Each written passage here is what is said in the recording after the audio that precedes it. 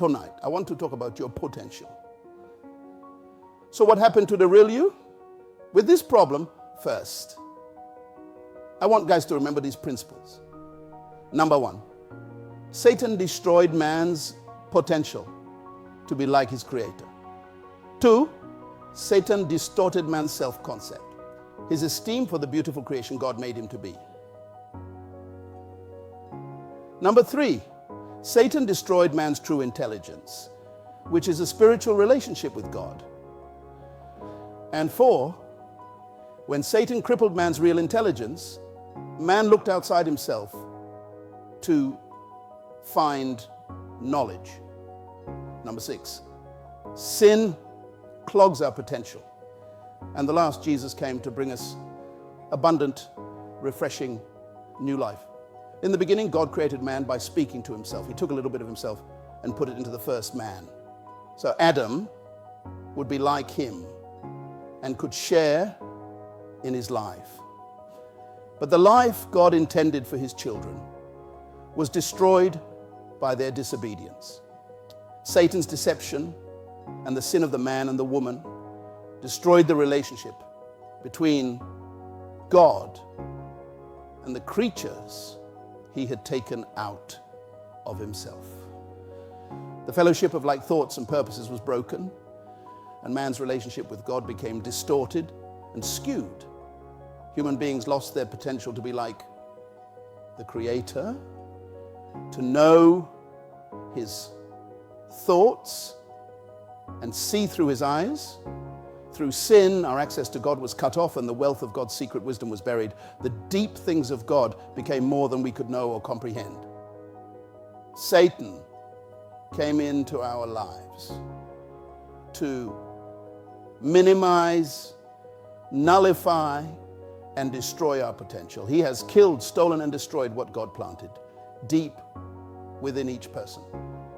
Through the years, the devil has succeeded in convincing men and women, each with a little part of God, that they are worthless, rotten, incapable people. But in the fullness of time, Jesus came into the world to address this very problem.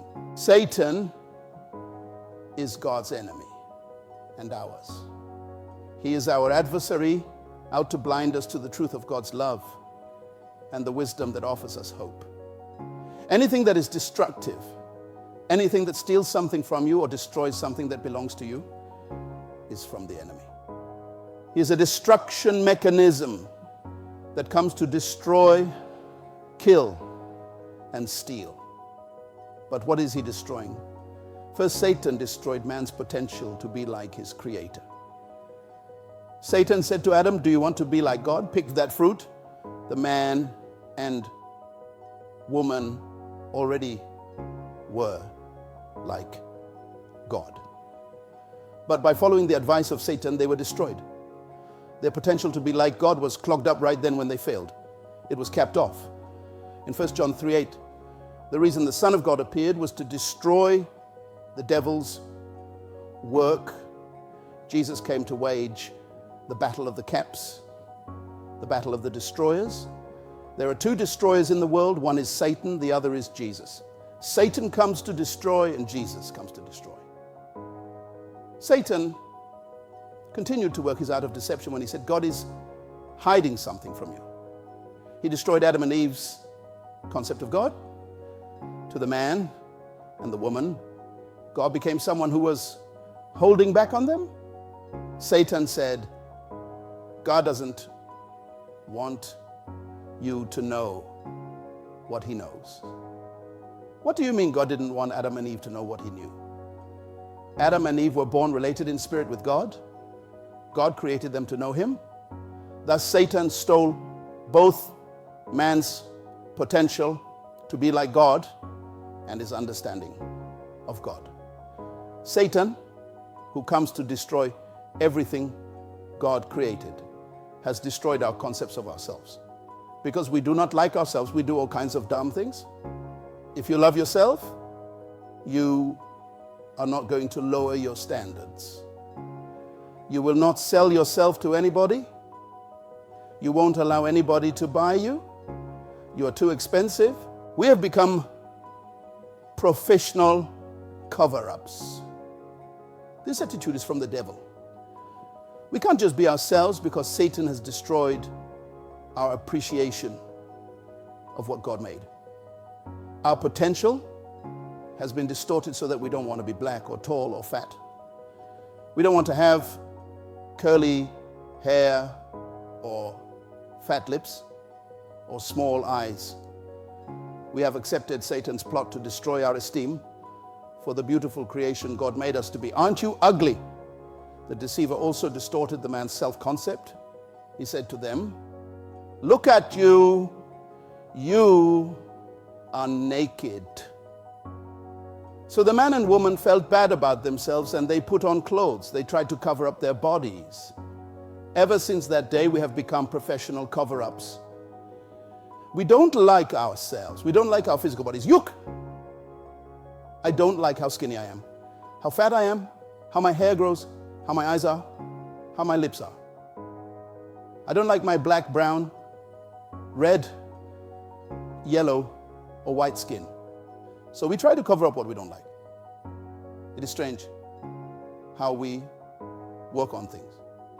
If our hair is curly, we straighten it. If our skin is too pale, we get a tan. We don't like what we are. Nobody is satisfied with themselves. We all walk around saying, why do you want to be like me? I want to be like you. Your real intelligence is not studied, it is discerned.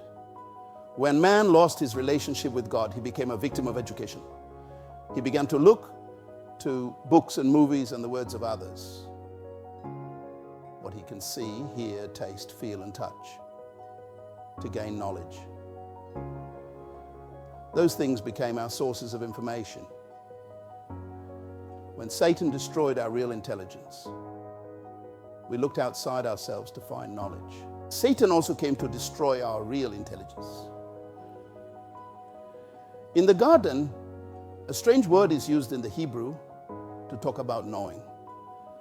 The Bible says Adam and Eve knew that they were naked. Genesis 3:7. Knew means they became physically or sensually aware. Their senses suddenly took on leadership. Thus the soul became alive without the Spirit directing it. Man began to live from the outside instead of the inside. Adam and Eve became aware of their nakedness. They became aware of the leaves that could be used to cover themselves. They became conscious of shame and fear, the things that come from the outside, from the intellect. Satan destroyed man's true intelligence, which is a spiritual relationship with God. When we are connected with God, our spirits can know anything. That's why the knowledge God communicates is not learned, it is discerned. The knowledge of God isn't found in any book. It's a deeper knowledge. Your real intelligence is not studied, it is discerned. Wow. Satan sets us up. He anoints your mother to call you a bastard. He sets her up to cap off what you are. Satan chops up your self-confidence and slams the door on your potential by convincing you that you are nothing. You'll never rise above your family's status. You'll never go beyond where your neighborhood took you. You'll never be any more than your mom and your pa. You don't stand a chance. The devil has been teaching and preaching that to keep us down. He's very skilled at this deceptive art. By destroying our relationship with God, Satan capped off our life potential. He continually destroys any possibility that we might become more than we already are. He puts teachers in our classrooms to call us stupid. He sends brothers and sisters to call us dumb and no good. He gives us parents who tell us, you'll never be anything. But Jesus came to destroy Satan's lies. He came to free us from those things that retard distort, and short-circuit everything we are capable of being and doing. He said, I am come that they might have life and might have it abundantly. John 10:10 as. Okay, that's fine. I have life now. But no, that's not enough. I came that you may have an abundance of life. We think life is what we have now. No. In the Greek, the same word is used for abundance as is used for fountain. Jesus came to take the cap off your well, to unclog the true you, to open up the capacity of who you are and who you can.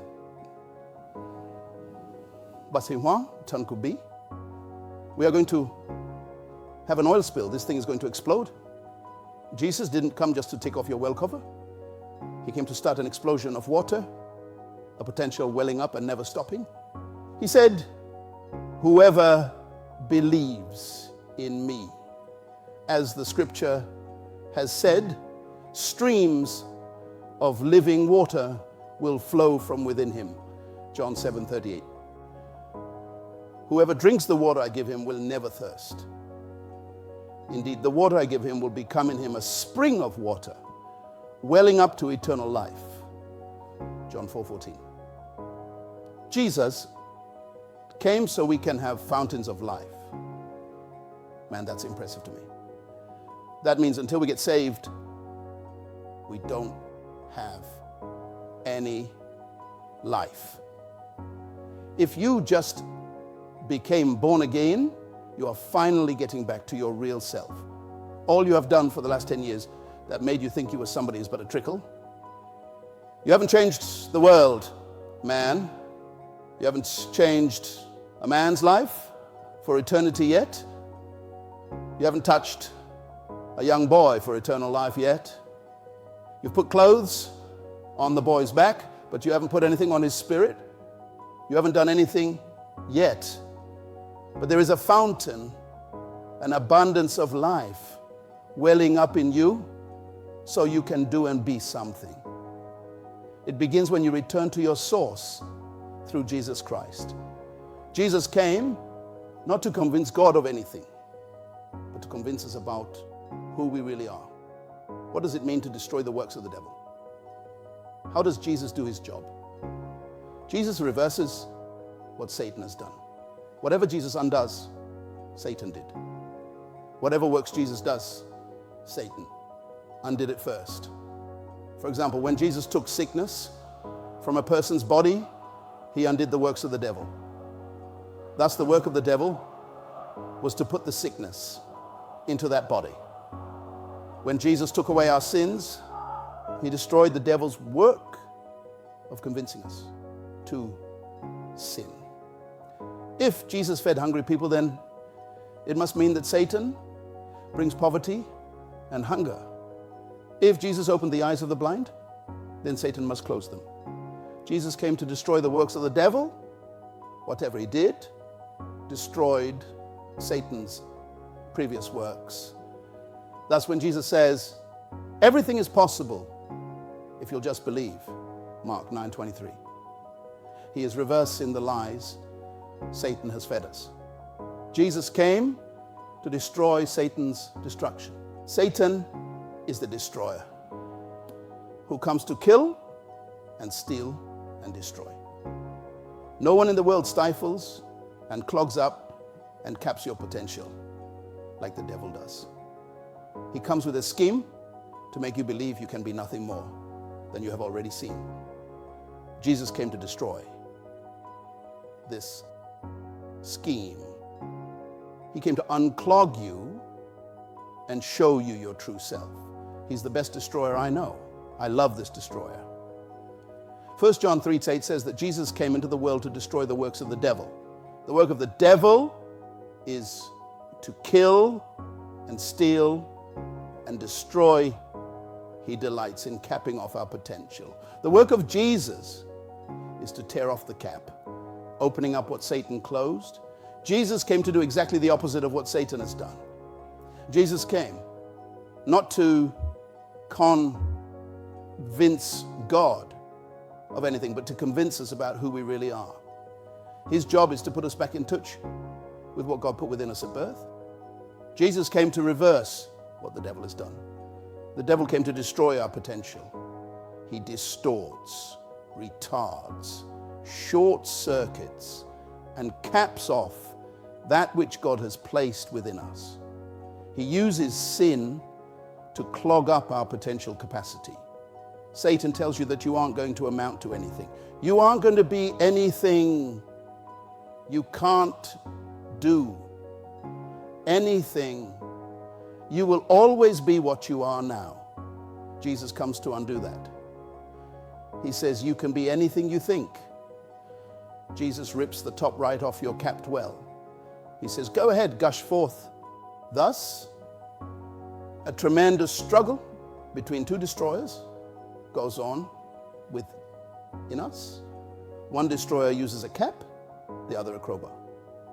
Every time the one with the crowbar yanks the top off, the other guy runs around with the cap.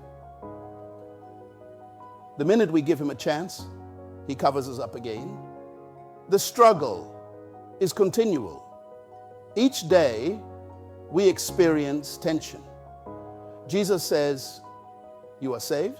Satan says, you aren't saved. Jesus says, you are healed. Satan says, but you still feel the pain. And Jesus says, you are free from drugs. Satan says, you are hooked for life. Sin clogs our potential. It messes up the plan God has for each of our lives.